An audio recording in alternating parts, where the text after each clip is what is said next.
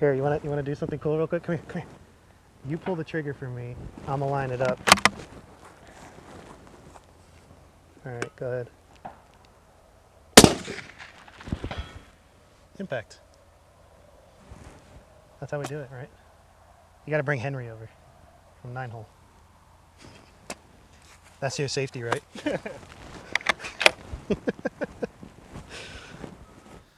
Welcome back, everybody. It's been a while, but you know what? Here we are. 2025 is here, and we're going to kick it off nice and strong. With that, we do want to welcome McMillan to the channel. So McMillan will be a huge supporter. We have this beautiful rifle here. We got some hunting variants, and then we have the competition stock up there. You guys are going to see that we'll have these stocks on the channel quite a bit for a lot of the content that we're doing. So be ready for that. The next thing is you guys aren't shy to this particular guy here. This one has been getting a lot of love on Instagram if you haven't followed that already. And that's what the topic of discussion is today. So if you don't know who McMillan is, McMillan has been around for over 50 years. They are all handcrafted here in the US, specifically down there in Phoenix, Arizona. And they are very, very well known in the competition and sniper world, as some of you guys may know. With that, what we are going to be doing is we are going to be digging into this build. Here we have the McMillan A5 stock. So if you guys get on their website, you'll see that there's many variants with different angular adjustments to them and stuff like that. This one is the A5 in the sniper fill. What the fill refers to is the style of compound that they're using to, formulate this entire rifle. Continuing up to this action section here, this is a universal variant, meaning that this main line right here is a little bit lower cut so that you can run all types of actions in there, versus when you guys are going through the order form, you can order these stocks specifically to a type of action that you have, so that right where you see this raised portion right here, you would also see it raised up right by the end of the ejection portion or ejection window of the action, giving it a much more tailored look. So I do use this stock with many different actions, and that's why I opted to go with the universal variant. The camo pattern that you see here is the Sonoran desert camo pattern. You guys can order whatever camo pattern that you see on their website, and they do have a lot of really cool ones. So check that out. Some of them are restricted to specifically carbon fiber, similar to this one right here, and that's just mainly so that carbon fiber shows as part of the aesthetics. Moving up to the front section up here, we do have the EFR mount. Again, when you guys are on the website on the order form, there is a portion that says, do you want an EFR mount? EFR stands for Embedded Front Rail. Head over to Sol Strategic's website. They do offer these mounts. That's what this particular one is here. As well as other various accessories to include adjustable rear pads and some other components like bottom metals and other things, specifically for those McMillan builds.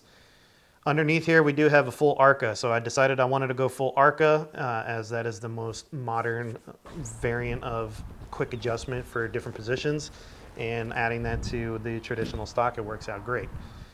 Here we have the MDT Sky Pods. These are the lightweight ones in the double pull. So I have a lot more adjustability that I can do on the spot for different positions. Up here for the barreled action, we have a Defiance Tenacity action with a 20-inch 6mm Creedmoor. Now, I'm not married to the idea of running 6 Creed.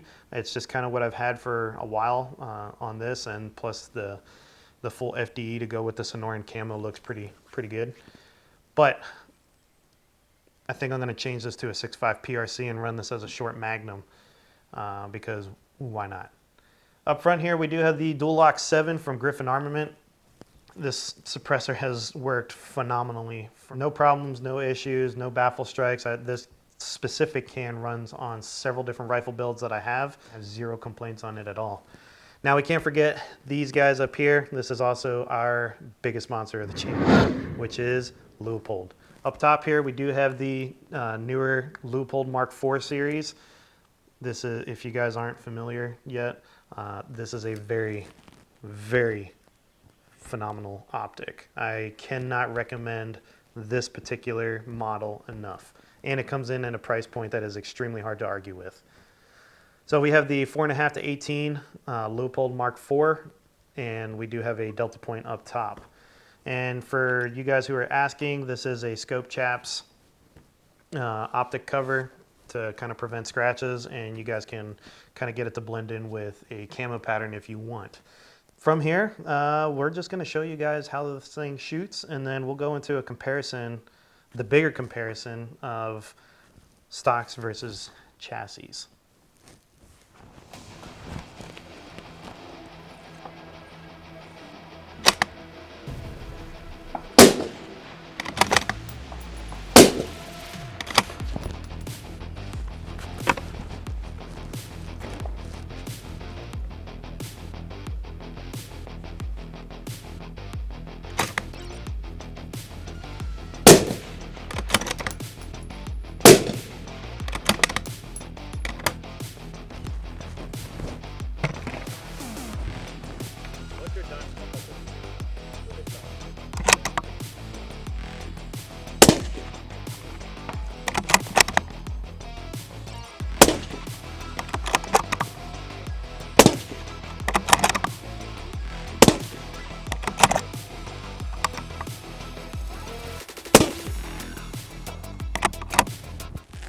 All right, guys, so what we're gonna do is we're just gonna zero this thing and just show you guys what it looks like. So here we go. We're going for 8 shots. That's all I got left for the end of the day here.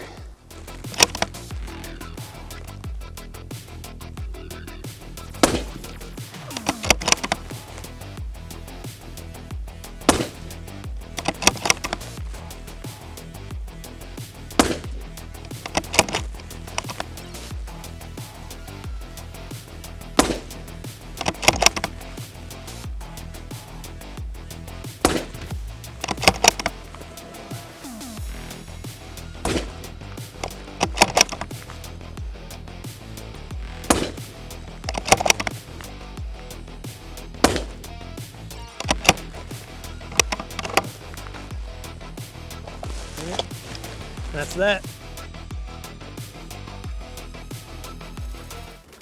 All right, guys, so we're lined up at the 600 here. We're just gonna essentially just shoot at this target. I'm going for the headshot on the left silhouette there. There's some shots there from some of the other guys over at the other tower here, but we're gonna make it all one color that's not white. So here we go. I'm going for 10 shots on target. See if we can get the first round and then stay in there. All right, a little low.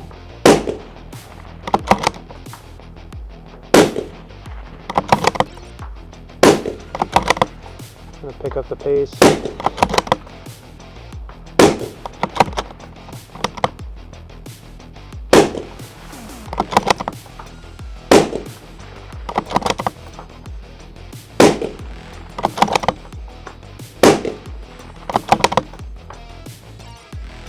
And I'm pretty happy with that.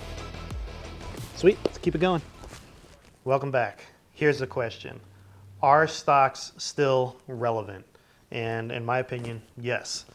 Now the pros and cons between the two are going to be very even in my opinion.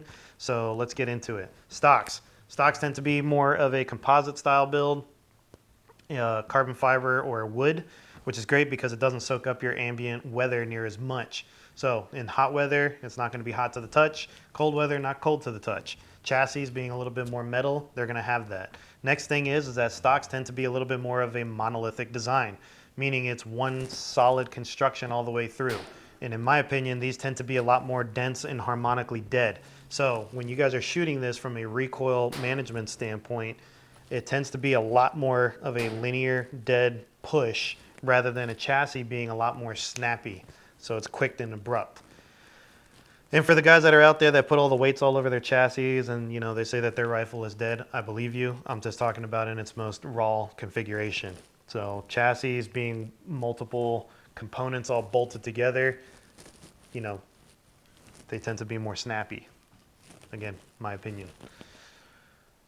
Going from there, some of the cons when it comes to stocks is they're long and you can't break them down. So if you are somebody who travels around in, let's say, a slightly smaller vehicle, or you pack out your rifle a lot more, this is where a chassis might come into play, being that you have the ability to have a folder. I believe the reason why chassis are so attractive nowadays is because, going back in time a little bit, looking at stocks, there was a lot of tailoring that needed to be done to the inlet area of the stock in order to make that action fit. When we look at McMillan, they do have a universal line so that it can accommodate whatever that footprint is very smoothly, very, solid. The other cool part is that with the McMillan stocks is you don't have to bed them anymore, right? That's, again, going back into time, that was a procedure that needed to be done. You had to take it to a gunsmith unless you knew how to do it, so on and so forth. So these stocks with the proper fill, this one's in a sniper fill, you don't have to bed it, and it is very precision cut into the inlet. So, it's damn near as consistent as a chassis is now anyways. Chassis got real popular really fast because you could take whatever Remington 700 footprint that you wanted, slap it in there, bolt it in, and you were good to go. You can do that now with these. Therefore, again, the comparison is a lot closer than, several years ago when stocks weren't at that point yet. The other big thing is that when we look at the actions are a lot more consistent now from the manufacturer versus just having a lot of loose tolerances all over it.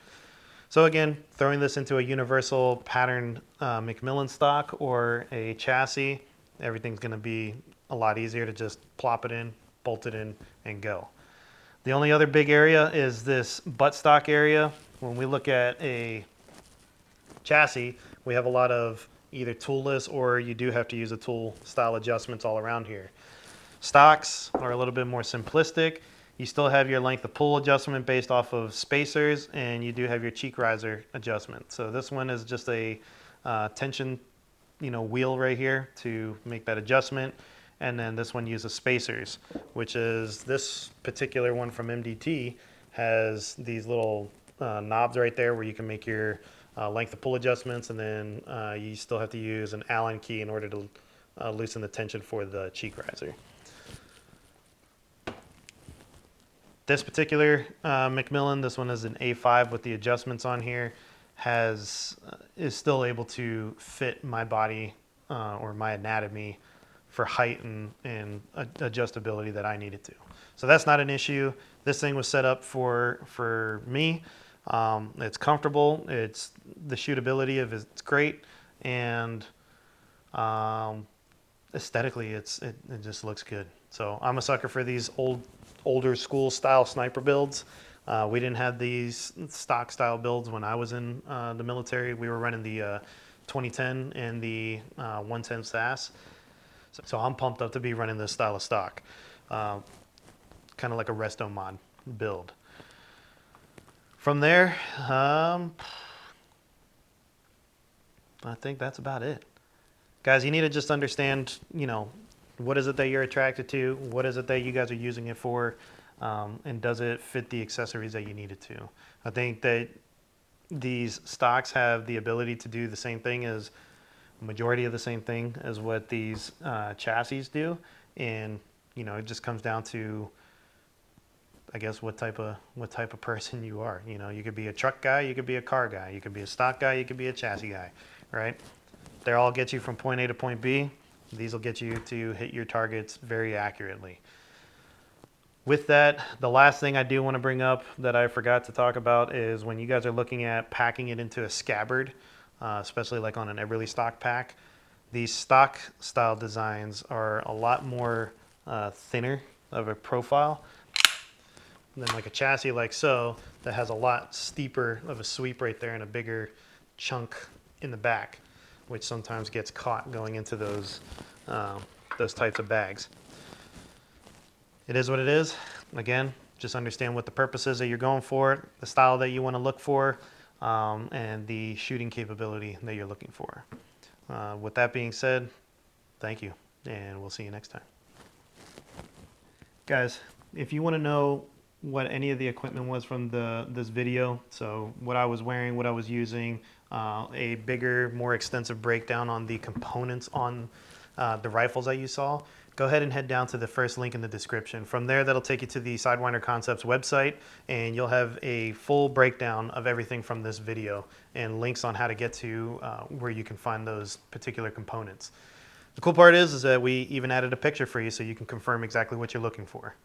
With that, head over to the courses page of the Sidewinder Concepts website, where we do have our up-to-date 2025 training schedule, and we look forward to seeing you out there.